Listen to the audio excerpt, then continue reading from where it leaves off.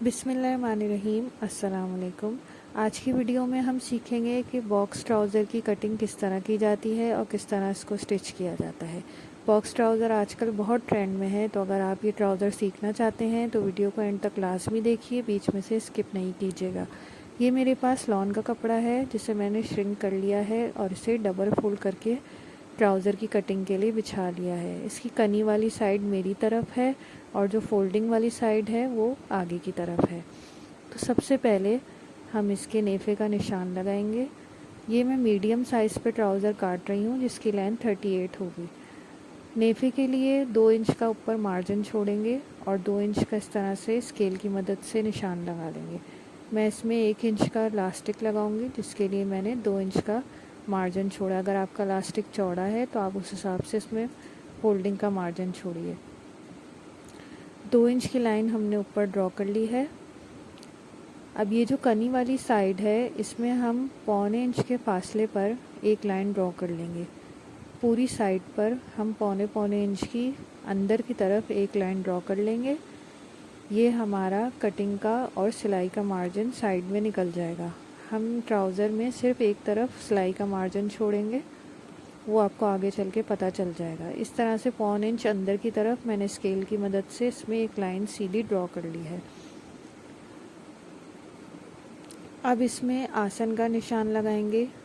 जो हमने ऊपर इलास्टिक अटैच करने के लिए 2 इंच का मार्जिन छोड़ा था, उस लाइन के नीचे से हम नापना शुरू करेंगे और 14 इंच के लिए आसन की मार्किंग करेंगे। यही निशान हम इस तरफ भी लगाएंगे ताकि हमें बीच में लाइन खींचने में आसानी हो, और इस निशान को इस तरह स्केल की मदद से इसमें लाइन खींच लेंगे।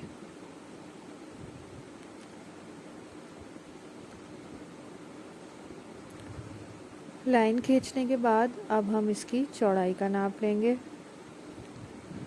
चौड़ाई के लिए मैंने 13 इंच पर अपना ये इंची टेप रखा है। जो 1.25 इंच की लाइन हमने किनारे पे डाली थी वहाँ से हमें नापना है और आगे तक 13 इंच के फासले पर हम इसमें मार्किंग करेंगे। इसकी चौड़ाई मैं 13 इंच रख रही हूँ।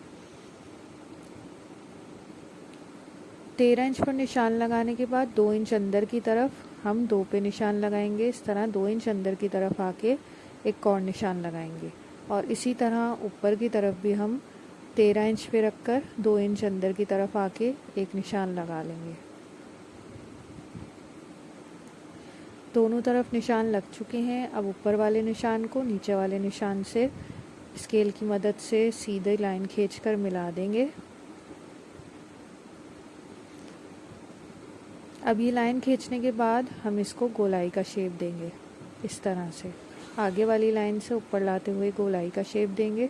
ये देना ज़रूरी होता है, इससे आपके ट्राउज़र की फ़िटिंग अच्छी आती है और ट्राउज़र कंफर्टेबल बनता है और फटता भी नहीं है। जबकि जो बाज़ार के आम रेडीमेड ट्राउज़र होते हैं उनमें इस चीज़ का ख्याल नहीं रखा जाता। अब हम इसकी लेंथ की मार्किंग कर लेंगे। लेंथ मैंने आपको बताया था कि मैं 38 लेंथ रख रही हूँ इसकी। आप अपने हिसाब से अपनी लेंथ मार्क कीजिएगा। 38 पे मैंने निशान लगा लिया है और ये लेंथ मैंने नेफे के निशान के बाद नापी है। जो 2 इंच ऊपर एक्स्ट्रा छोड़ा था उसके बाद मैंने ये लेंथ का निशान लगाया है। अब 38 निशान लगाने के बाद नीचे 3 इंच एक्स्ट्रा फोल्डिंग के लिए कपड़ा छोड़ेंगे, तो उसके लिए भी मैंने इसमें मार्किंग कर ली है। अब ये जो दोनों मार्किंग की हैं इन पर हम सीधी सीधी लाइनें खींच लेंगे स्केल की मदद से, ताकि जब हम स्टिचिंग करें तो हमारे लिए आसानी हो। दोनों लाइनें मैंने खींच ली हैं। आप इसमें 2 इंच की फोल्डिंग भी रख सकते हैं, लेकिन बॉक्स ट्राउज़र में 3 इंच की ज़्यादा अच्छी लगेगी, इसलिए मैंने 3 इंच एक्स्ट्रा कपड़ा छोड़ा है। अब ये जो ऊपर आसन के लिए और चौड़ाई के लिए हमने निशान लगाया था उसको इस तरह नाप कर उसका हाफ हम ले लेंगे। इसका हाफ जो है वो 6.5 आ रहा है, तो 6.5 पे मैं इस तरह देखें सेंटर के लिए निशान लगा रही हूँ। नीचे तक मैंने 6.5 इंच का निशान सेंटर के लिए लगा लिया है। ये सेंटर हम इसलिए कर रहे हैं ताकि हम इसमें पाइंचे की मार्किंग कर सकें। सेंटर में भी मैंने ये लाइन ड्रॉ कर ली है। अब हम इसमें पाइंचे की मार्किंग करेंगे। पाइंचा बॉक्स ट्राउज़र का मैं 10 इंच रख रही हूँ और इसमें मीडियम साइज़ के लिए 10 इंच बिल्कुल सही रहेगा। तो 10 इंच का जो सेंटर होता है वो 5 होता है, तो 5 को सेंटर में रख के इस तरह मैंने निशान इसमें लगाए हैं कि 5 इंच एक तरफ आ रहा है और 5 इंच दूसरी तरफ। अब ये जो स्केल है शेप वाला, इसको इस तरह सेट करके हम रखेंगे। इसकी ये वाली साइड, नोक वाली साइड ऊपर आसन की तरफ, और सीधी वाली साइड जो नीचे पाइचे की मार्किंग की थी उस तरफ रखकर हम इस तरह मार्किंग कर लेंगे। और इसी तरह इस स्केल को पलटकर दूसरी तरफ लाकर नीचे पाइचे के निशान से मिलाकर और ऊपर वो जो हमने लाइन ड्रॉ की थी वहाँ तक मिलाकर हम एक लाइन इसमें डाल लेंगे। अच्छा, ऊपर नोक निकल रही है तो ये देखिए मैंने गोलाई वाली साइड से इसको गोलाई दे दी है, तो आप भी इसी तरह से इसको गोलाई दे दीजिएगा, नहीं तो साइड में आपके ट्राउज़र के नोक निकल आएगी। अब हम इसकी कटिंग करना स्टार्ट करेंगे। नीचे से पहले काट के हम कपड़ा अलग कर देंगे।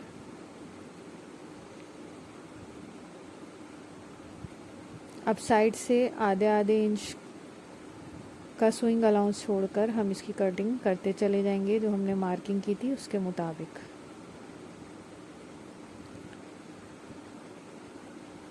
और दूसरी साइड पे जो जहाँ हमने मार्किंग की है उसी मार्किंग के ऊपर हम इसकी कटिंग करेंगे। यहाँ से हमें स्विंग अलाउंस नहीं छोड़ना, क्योंकि ये अभी हम इसकी फ्रंट साइड काट रहे हैं। जब बैक साइड काटेंगे तो उसमें इतना मार्जिन होता है कि हमें एक्स्ट्रा स्विंग अलाउंस दूसरी साइड से छोड़ने की ज़रूरत नहीं पड़ती। तो ये फ्रंट साइड हमारी कट चुकी है। अब हम इसकी बैक साइड काटेंगे। इसको आप एक तरफ फोल्ड करके रख दीजिए। अब हम इसकी बैक साइड की कटिंग करेंगे। इसी तरह से जैसे हमने पहले कपड़ा बिछाया था, हमने कपड़े को फोल्ड करके बिछा लिया है। ऊपर 2-2 इंच की मार्किंग कर ली है, क्योंकि ये ऊपर से 2 इंच एक्स्ट्रा होगा। इसको स्केल की मदद से लाइन को सीधा कर लेंगे। अब ये जो लाइन हमने खींची है, यहाँ से हम अपना फ्रंट पार्ट बिछाएंगे। बिल्कुल हमें ऊपर से नहीं बिछाना, जो हमने लाइन खींची है वहाँ से हमें फ्रंट पार्ट इसके ऊपर सेट करके बिल्कुल बिछा देना है। फ्रंट पार्ट के हिसाब से ही हम बैक वाला पार्ट इसमें कटिंग करेंगे। बिल्कुल सीधी तरीके से, बिल्कुल इसको फिनिशिंग के साथ आप इसके ऊपर फैला दें, कहीं पर सलवटे ना हो और टेढ़ा ना हो। अब यहाँ से हम इसको आड़ा शेप देंगे ऊपर से। ये जो 2 इंच हमने एक्स्ट्रा रखा था, अब ये जो सारा आसन का यहाँ से निशान है, इससे 2-2 इंच आगे की तरफ हम मार्किंग कर लेंगे। यहाँ से भी हम 2-2 इंच आगे की तरफ नीचे तक मार्किंग कर लेंगे और इस तरह लाइन ड्रॉ करेंगे। एक आगे की तरफ लाइन ड्रॉ होगी और इसी तरह जैसे फ्रंट पार्ट में हमने बॉक्स बनाया था उसी तरह इसमें भी बन जाएगा। और यहाँ से हम गोलाई दे देंगे। ये 2-2 इंच एक्स्ट्रा रख के मैंने सारी मार्किंग की है। अगर आप बड़े साइज़ में, लार्ज में काटना चाहते हैं तो आप 2 की जगह 2.5 भी कर सकते हैं। ऊपर हमने शेप देना है आड़ा, तो शुरू में हम इस तरह सीधा लाएंगे और फिर बीच में से स्केल को आड़ा करके हम इसकी मार्किंग कर लेंगे। तो ये इसकी कटिंग शुरू में सीधी और इस तरह से ऊपर से आड़ी वाली कटिंग हो जाएगी, जिस तरह से आपको वीडियो में नज़र आ रहा है। ये हम इसलिए करते हैं ताकि बैठते हुए आपका ट्राउज़र खिंचे नहीं और ना ही फटे। तो ऊपर से कटिंग करने के बाद अब हम बाकी साइड की मार्किंग कर लेंगे, क्योंकि इसकी एक्स्ट्रा जो मार्किंग है वो सिर्फ इसी साइड पर होगी, दूसरी साइड से बिल्कुल ये सेम कटेगा। इसको सही तरह से फैला के आप रख लें। उसके बाद पाइचे के पास से भी हम 2 इंच आगे की तरफ निशान लगाएंगे। इस तरह से ये देखें 2 इंच मैंने आगे की तरफ निशान लगाया। और अब स्केल की मदद से जो ऊपर आसन का निशान था वहाँ से हम इसको शेप दे लेंगे। जैसे हमने फ्रंट पार्ट के लिए दिया था वैसे ही हम बैक साइड के पार्ट के लिए भी शेप दे लेंगे। तो ये बैक साइड की भी मार्किंग कंप्लीट हो गई। अब हम इसकी कटिंग कर लेंगे। फ्रंट साइड की तरह ही बैक साइड का ये जो कन्नी वाला जो मेरी तरफ साइड है वो तो सेम उसके साइज़ पे कटेगी और दूसरी वाली साइड जो है वो मार्किंग के ऊपर कटेगी। तो इसकी हम कटिंग इस तरह से कर लेंगे, बिल्कुल फ्रंट साइड वाले के साथ साथ हम इसकी कटिंग कर रहे हैं। अब इस साइड से जो है, जो हमने मार्किंग की है 2 इंच एक्स्ट्रा रखते हुए, वहाँ से हम इसकी कटिंग करेंगे। ये ट्राउज़र पहन के बहुत खूबसूरत लगता है और आजकल बहुत फैशन में भी है। और इसकी सिलाई और कटिंग बहुत इजी करके मैंने आपको बताने की कोशिश की है। तो देखें, इसकी कटिंग तो कंप्लीट हो गई है। अब हम इसकी स्टिचिंग स्टार्ट करेंगे। उससे पहले हम यहाँ पे ये जो पाइचों का हमने 3 इंच एक्स्ट्रा कपड़ा छोड़ा था, उसके लिए हम यहाँ पे छोटे छोटे कट लगा लेंगे, ताकि जब हम इसको फोल्ड करें तो ये हमारे बिल्कुल बराबर से फोल्ड हो, ऊंचे नीचे ना हो। तो उसके लिए इस तरह से आप बराबर करके पकड़ के इस तरह से छोटे छोटे कट लगा लें। तो जब हम इसको फोल्ड करेंगे तो बिल्कुल बराबर फोल्ड होंगे। अब स्टिचिंग के लिए सबसे पहले हम इसके आसन की सिलाई लगाएंगे। आसन की सिलाई मैंने लगा ली है और आसन की सिलाई मैंने इसमें डबल लगाई है। तो आप भी चाहते हैं कि ट्राउज़र बार बार देखें लॉन के होते हैं, ये धुलते भी हैं, तो इनकी पायदारी के लिए आप इन पे आसन पे डबल सिलाई लगा लें। अब आसन पे सिलाई लगाने के बाद हम इसकी साइडों में सिलाई लगाएंगे। यहाँ पर इस तरह से मिलाते हुए दोनों साइडों को, फ्रंट और बैक को साइडों में सिलाई लगा लेंगे। दोनों तरफ हमें इसी तरह से सिलाई लगानी है, 1/2 इंच का स्विंग अलाउंस छोड़ के। सिलाई लगाने के बाद मैंने इसमें इलास्टिक अटैच कर लिया है। इलास्टिक अटैच करने की वीडियो अगर आप देखना चाहते हैं तो मेरे चैनल पर डिटेल के साथ मौजूद है। मैंने बहुत आसान तरीके से उसमें बताया है। मैंने इसमें 26 इंच का इलास्टिक अटैच किया है। अब इसके पाइचे मोड़ते हैं। तो जिस तरह से हमने छोटे छोटे कट इसमें लगाए थे, वहाँ से इसको इस तरह पकड़कर हम इसमें पिन्स अटैच कर लेंगे, ताकि मोड़ने के टाइम पर ये ऊंचा नीचा ना हो। ये मैं बिगनर्स की वजह से बता रही हूँ, वरना जिनको आता है, जो एक्सपर्ट हैं, वो तो बग़ैर पिन लगाए भी कर सकते हैं। तो जो बिगनर्स हैं वो इस तरह से पिन लगा के इसको सेट कर लेंगे, तो उनका पाइचा ऊंचा नीचा नहीं होगा, बिल्कुल आसानी से सही तरीके से मुड़ जाएगा।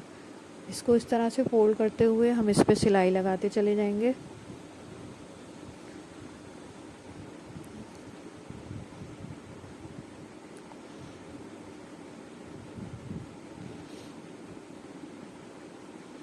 अब पूरे पाइचे पे इसी तरह से हम नीचे से इसको फोल्ड कर लेंगे सिलाई लगा के।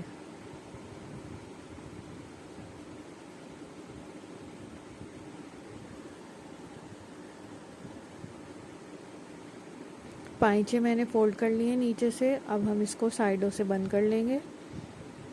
1/2 से 1.25 इंच तक का मार्जिन अंदर की तरफ छोड़ के हम इसमें सिलाई लगाना शुरू करेंगे। सिलाई लगाते हुए हम नीचे से 2-3 दफ़ा इसको डबल कर लेंगे, ताकि ये नीचे से फटे नहीं, मज़बूती के साथ जुड़ जाए। और इसको सीते हुए ऊपर की तरफ ले आएंगे।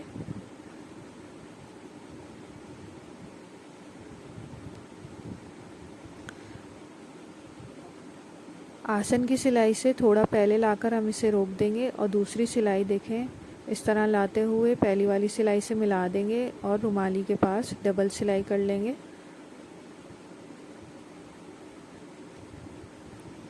और ये हमारा ट्राउज़र सिल के तैयार है आपके सामने। बहुत आसान और जल्दी सिल जाने वाला ट्राउज़र है और आजकल बहुत फैशन में भी है। तो मैं उम्मीद करती हूँ आपको वीडियो पसंद आई होगी। वीडियो पसंद आई है तो इसको लाइक कीजिए, शेयर कीजिए और मेरे चैनल को सब्सक्राइब कीजिए। मीडियम साइज़ में सिला हुआ ये ट्राउज़र है, जिसकी लेंथ 38 इंचज़ है।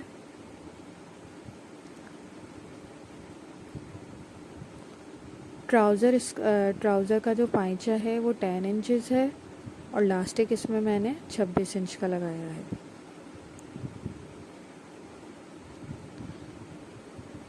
इस पे आप आयरन कर लें तो ये और भी इसमें फिनिशिंग आ जाएगी, और जब आप इसको पहनेंगे तो ये बहुत अच्छा लुक देगा, बहुत कंफर्टेबल लुक होगा इसका। अल्लाह हाफ़िज़।